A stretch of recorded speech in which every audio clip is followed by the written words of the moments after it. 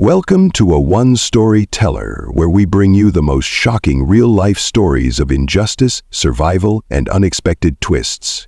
Today's story is almost too disturbing to believe. A racist neighbor who thought he could get away with a horrific act. He tied a black teenager to a pole and wrapped a deadly snake around him.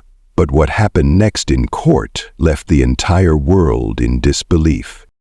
You won't want to miss this story, so stay tuned until the very end. The nightmare begins. It was supposed to be a normal summer afternoon. 17-year-old Jamal Carter was riding his bike home from basketball practice, sweat glistening on his skin as he coasted through his quiet suburban neighborhood.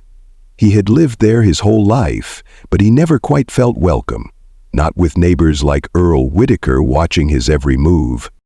Earl was a retired construction worker, a 55-year-old man with a belly full of beer and a heart full of hate. Everyone in the neighborhood knew him as the guy to avoid. He had called the cops on black kids playing outside, shouted racial slurs at delivery drivers, and even threatened a Latino family down the street for lowering property values. And now Jamal was in his sights.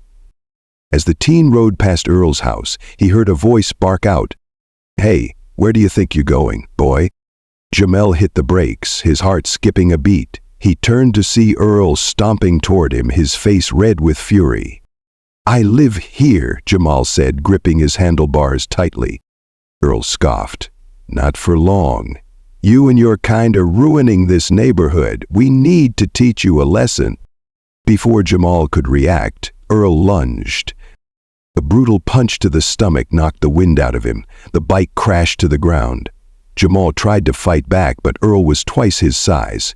With terrifying strength, Earl dragged him across the yard toward an old wooden pole near his shed. Jamal kicked and struggled. "Let me go!" he yelled. But Earl was prepared. He grabbed a thick coil of rope and began tying Jamal to the post, ignoring his screams.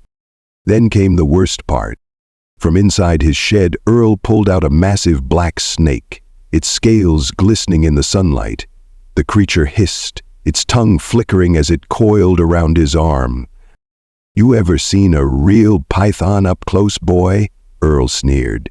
"They squeeze the life out of you real slow." Jamal's eyes went wide with terror. Earl wrapped the snake around Jamal's torso, letting it tighten its grip. The teenager gasped as the serpent's thick body pressed against his ribs, its cold scales sliding across his skin. He could barely breathe. Jamal struggled, his mind racing. Was this it? Was he going to die here in this racist man's backyard? And then fate intervened, just as the snake began to constrict. A scream pierced the air. "Let him go, you sick freak." It was Mrs. Thompson, an elderly woman from down the street. She had seen everything from her porch and was already on the phone with 911 when the 1111. Earl turned, his face contorted with rage. "Mind your business, old hag," he barked. But it was too late. The sound of sirens filled the air. Earl's face twisted in panic as 3 police cars screeched to a stop in front of his house. Officers burst out, weapons drawn. "Drop the snake and step away from the boy," an officer commanded. For a moment, Earl hesitated, his grip tightened on the snake. Then, he made a run for it. He didn't get far. With one swift tackle, the officers brought him to the ground. They ripped the snake off Jamal, quickly untying the ropes as paramedics rushed in. Jamal gasped for air, tears in his eyes. He was shaken but alive. Earl, meanwhile, was dragged away in handcuffs, screaming, "You can't do this. That boy's a criminal. I was just protecting my property." But no one was listening. And the real shocker? The court case that followed would change everything. Earl was charged with multiple felonies, including kidnapping, assault, and reckless endangerment. But his defense team tried to spin the story. "My client was only defending his home. That teenager was trespassing," the lawyer argued. But the evidence was overwhelming. Security footage from Mrs. Thompson's house showed everything: the attack, the ropes, the snake. Then, the biggest twist of all happened. During cross-examination, a former friend of Earl's took the stand, a man named Ron Carter.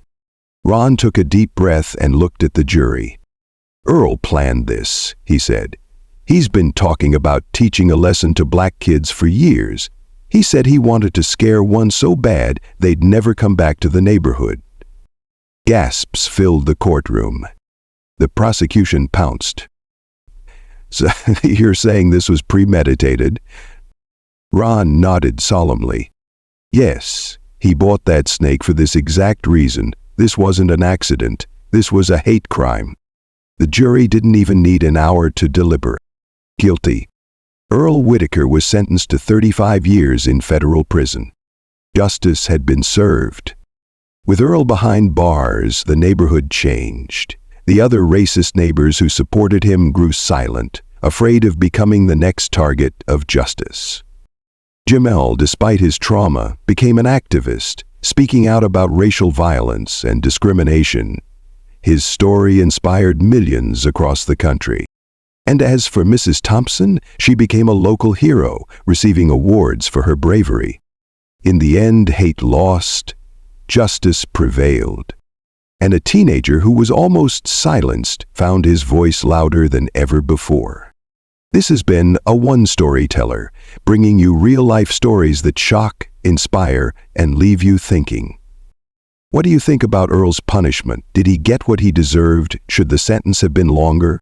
Drop your thoughts in the comments, and if you love justice being served, like, share, and subscribe. Because here at One Storyteller, we believe that the truth always wins.